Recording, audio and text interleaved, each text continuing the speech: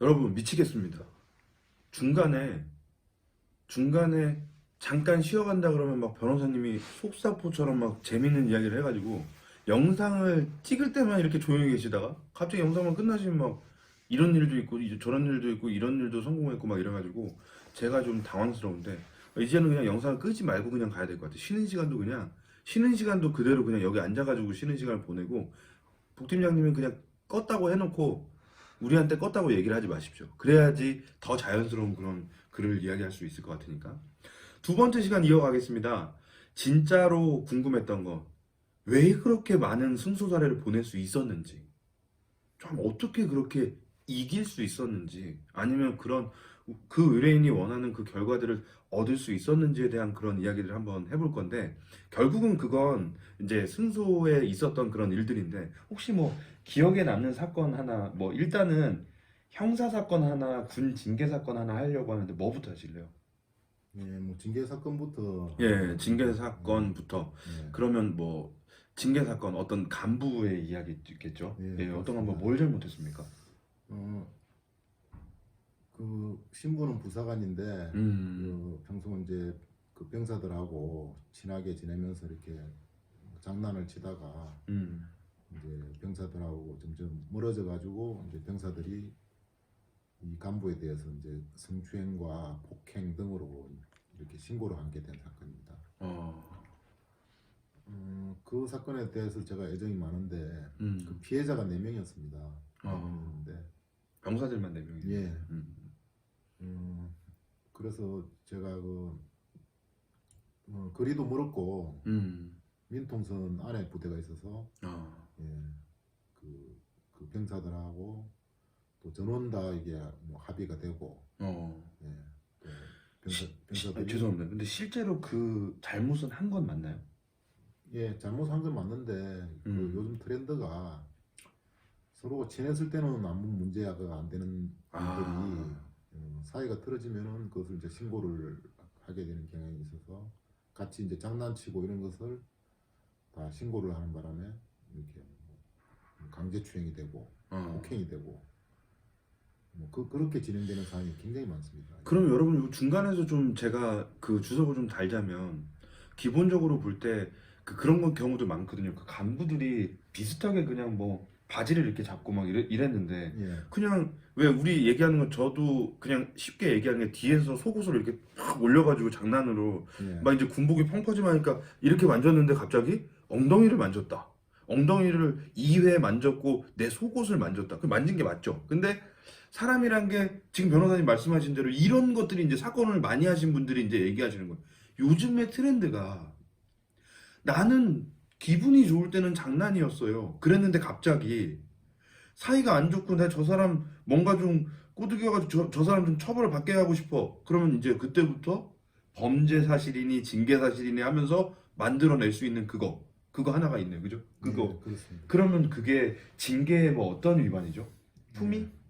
예, 품위유지 의무 위반이라고 예, 품위 유지 의무 예, 위반은 보통 지금 중징계나 경징계가 있는데 예, 여기서 아예 일단 중징계 군 안에서의 중징계 경징계를 한번 그 알아보고 가야 될 것 같아요. 예, 일단은 저도 부사관 출신이지만 중요한 건 이제 제가 그 병사들을 그렇게 만지고 막 그런 거를 장난을 하다가 걸렸어요. 예, 그러면 중징계면 최대 중징계는 뭐가 있을까요?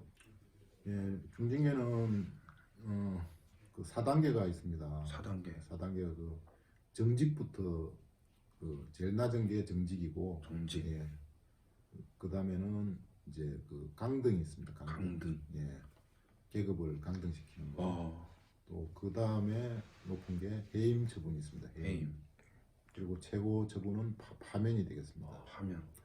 특히 파면은 그 퇴직금이 2분의 1 감액될 정도로 아주 그 가혹한 처분이고 음. 또 향후 공직에 취업을 일정 기간 또 취업을 못하게 합니다. 아, 그러면 파면과 해임은 어떤 차이가 있을까요? 예, 그 해임은 이제 그 퇴직금은 그대로 그 받고 나오되 예, 공직 취임이 3년간 제한이 되고 예, 음, 파면은 퇴직금 감액이 50% 이루어지고 그리고 공직 취업이 5년간 제한됩니다. 그러면 일단 해임과 파면을 당하면 그냥 부사관 활동을 못 하는 거네요. 예예. 어, 바로 전역. 군 생활을 못 하고 전역을 해야 된다. 예. 바로 예. 이제 확정이 되면. 예. 아, 그 다음에 이제 정직은 어떻게 되나요? 정직 몇 개월 이렇게 예. 나오죠? 정직은 3개월 이내 동안 직무 종사를 금지하는 겁니다. 그러면 직무종사 안 하면 어디로 갑니까? 보통 이제 부대에 출근해서 뭐 음. 그 일정 기간 장소에서 근신을 하게 하는 거예요. 아, 근실 급여는 받나요? 급여가 이제 감액이 됩니다. 아, 3분의 2 감액이 됩니다. 그러면 정직을 받는 거 완전 그 말 그대로 중징계네요. 예. 그 다음에 이제 경징계라고 하면 제가 기억나는 건 뭐 감봉, 예. 견책, 근신. 지금도 똑같습니다. 예. 그 감봉, 근신, 견책, 예. 그 다음에 경고, 예. 경고도 요즘 예. 있습니다. 예. 경고도 있습니다. 아, 그러면 좀 경미한 거는 경고로 갈 수가 있는데, 예. 예. 그러면 그 민통선에 있었던 그 부사관은 1차에 뭐 어떤 그 징계를 받았나요? 예. 중징계인 정직 처분을 받았습니다. 아, 정직 처분. 예. 그러면 정직 처분은 급여를 그 3분 뭐 일정 급여를 못 받고 예. 그 다음에 이제 급여를 못 받는 대신에 이제 그 부대에서 근신을 하는 예. 그런 거. 그리고 정직 정도 되면 나중에 그 진급이나 이런 것도 좀 문제가 되지 않을까요? 그 중징계 처분의 가장 큰 효과는 진급이나 물론 이런 것도 제한되지만은 현역 복무 부적합 심사에 해부된다는 겁니다. 아, 그게 지금 제일 큰 효과라. 그러면 현역 복무 현부적이라고 하는데 그 현역 복무 부적합을 하게 되면 중요한 건 또 군생활을 못 하는. 예. 아, 거기에서 이제 부적합 결정이 나면은 이제 전역 심사위원회 해부돼서 전역 조치가 되게 됩니다. 아, 그러면 그 민통선에 있었던 부사관은 그 정도의 위기에 있었네요. 예. 그렇습니다. 그럼 그때는 정현 변호사를 몰랐던 상황인 건가요? 예. 아, 그럼 일단 1차의 징계, 부대에서 징계위원회에서 정직을 받았고, 정직 몇 개월이었습니까? 정직 1개월로 정직 1개월을 받고, 이제 현역 복무 부적합도 받아야 되고, 막 이런 심사의 과정에서 이제 예. 연락이 오게 된 예, 거고. 예. 그럼 변호사님은 받으신 다음에 어떤 일을 하셨나요? 예, 일단은 그 항고부터 먼저 항고장을 30일 이내에 제출해야 되기 때문에 아, 예, 그 기간 제한이 있는 걸 특히 유의하셔야 됩니다. 아, 항고장, 그러면 예. 30일이 지나면 항고를 못 하는 거죠? 예, 아, 그러면 보통 그때 사단급에서 징계를 받았을까요? 아니면 대대급에서? 사단에서 받았습니다. 사단에서 부사관이 그 중징계를 받았고, 예. 그러면 항고는 어디 군단으로 가나요? 예, 군단으로 아, 가요. 그럼 군단 항고를 지금 맡으신 예. 거네요. 예, 그러면 일단은 그때 말씀하셨던 그 선제적 대응이라는 것 자체는 일단 1차에 그때 잘못했을 때 일단은 먼저 정현 변호사님을 만나는 게 일단은 제일 유리하죠. 예, 예, 근데 아쉽게도 그때 예, 중징계를 받을 때까지는 혼자 그냥 가만히 있었고, 예, 예. 아, 본인이 혼자 이렇게 변호사 없이 변호사 없이 그냥 단순하다고 생각했고 장난이었다고 생각했을 예, 수도 예, 있겠네요. 그렇습니다. 예, 근데 갑자기 정직 1개월이 나왔습니다, 여러분. 예, 근데 이제 군단으로 가게 되는 그 항고장 여러분들 잘 보셔야 돼요. 30일 지나면 무조건 그냥 정직 1개월 처분이 확정이 된다고 합니다. 그러면 아까 말씀드렸던 현역 복무 부적합을 무조건 받으셔야 되는 거죠. 그런 상황이 됐는데 불구하고 우리 정현 변호사를 만나서 그래서 일단 항고장 작성을 하셨고요. 그다음에 네. 또 어떤 거 하셨나요?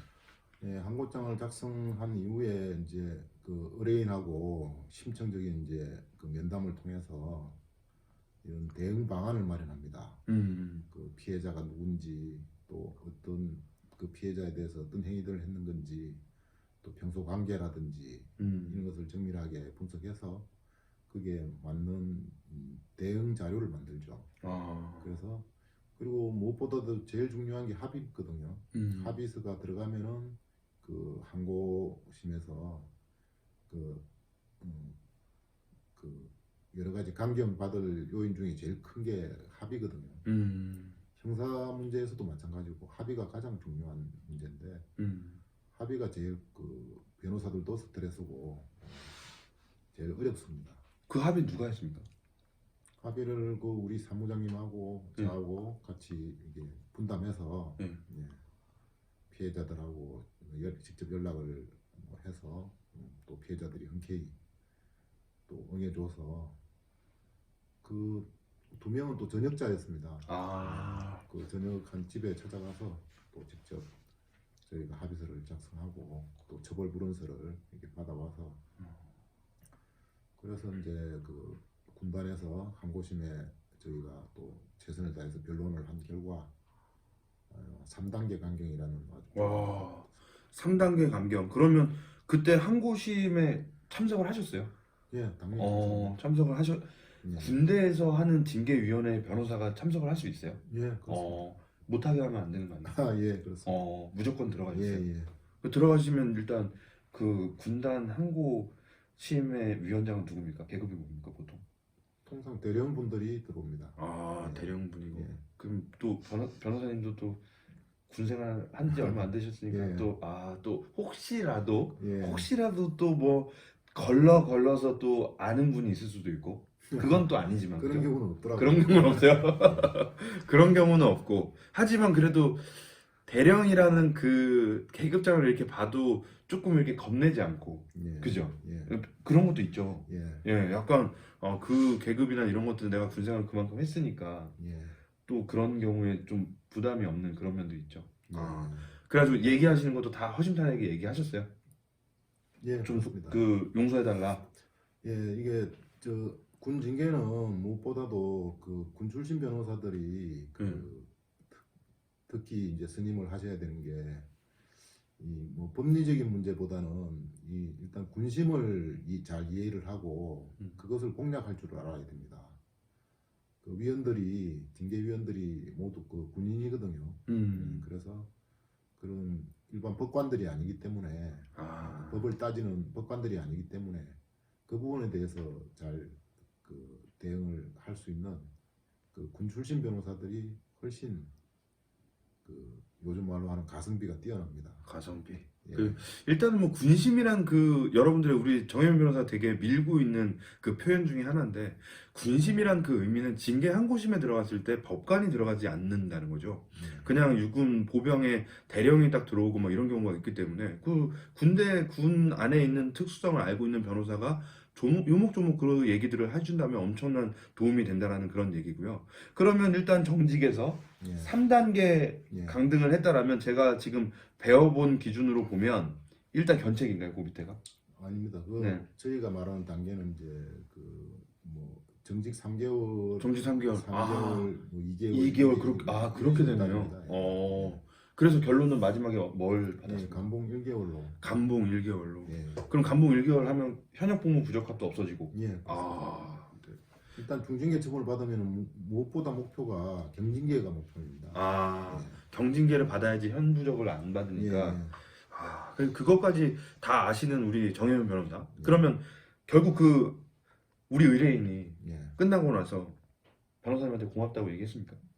너무너무 고마워하고요. 예. 또 그 저희가 얼마 전에 뭐 사례를 올렸었는데 올 초에 그 의문에 선물이 도착했는데 그분 삼촌이 예, 너무 감사하다고 홍삼 세트를 이렇게 그 보내왔었습니다. 저는 그래가지고 그 메일로 보내주셨길래 뭐 자랑하시나 하고서 그럼 그 홍삼은 저희도 좀 보내주시거나 그러셔야지. 뭐 드신다고 해가지고 저는 홍삼 많이 먹고 있습니다. 하지만 예. 좀 아니 왜 변호사 사무실에서 홍삼 사진을 보냈지 하고 제가 읽어보니까 변호사님 그런 거 아닙니까? 예를 들어서 저희가 그래도 활동을 많이 해가지고 유튜브를 통해 가지고 예. 사건이나 아니면 뭐 전화가 많이 왔으면 예. 저희도 좀 의문의 선물을 좀 저희한테 좀 보내주셔야 되는 거 아니냐 이런 거죠. 예. 그 삼촌이 뭐 농담입니다. 근데 삼촌 그럼 그 지금 징계 의뢰인은 예. 어디선가 군생활 열심히 하고 있겠네요. 예, 그렇습니다. 야. 아주 활기차게 예. 활동하고 있습니다. 그렇습니다. 뭐 잘못하고 있는 거에 대한 거 아까 오프닝 영상에서도 말씀드렸지만 잘못하고 있는 부분에 대한 걸 잘못 안 했다라고 얘기해도 그건 잘못 안 했을 수도 있습니다. 하지만 그 부분에 대한 거 자체를 처벌을 받는 건 당연한 건데 그런데도 불구하고 조금 더 필요한 거에 대한 것들을 사용할 수 있고 그런 것들이 분명히 있기 때문에 여러분들이 징계에 대해서 지금 고통스러워 하시거나 이런다고 하면 군심을 알고 있는 변호사 군 출신 변호사 정혜민 변호사와 함께 영상에 나와 있는 전화번호를 통해서 상담을 한번 받아보시면 될 것 같습니다. 지난 영상에서 되게 인기 끌었던 그런 그 표현 하나가 있죠. 정혜민 변호사가 만든 그 표현입니다. 선제적 대응이라고. 선제적 대응이라는 것 자체를 블로그에서 상당히 많이 이야기하고 있는데 되게 좋아하시더라고요. 저희한테도 선제적 대응을 어떻게 해야 됩니까? 모든 걸 내가 지금 잘못했다라고 생각이 들 때 그때 바로 전화를 통해서 이거 어떻게 해야 되냐. 내가 생각했을 땐 그냥 징계 항고심이 아닌 징계위원회에서 그냥 내가 잘못했다고 하면 될 것 같아 했는데 중징계가 나왔다지 않습니까? 그래서 변호사님이 직접 합의해 주시고 그 당사자가 직접 합의를 했으면 합의가 안 됐을 가능성도 있으니까요. 여러분들 이 영상 보시고서 혹시라도 군 징계와 관련된 거, 공무원 징계와 관련된 그런 궁금증이 있으시다면 언제든지 문의를 하시면 될 것 같습니다. 다음 인터뷰로 또 넘어가도록 하겠습니다. 감사합니다.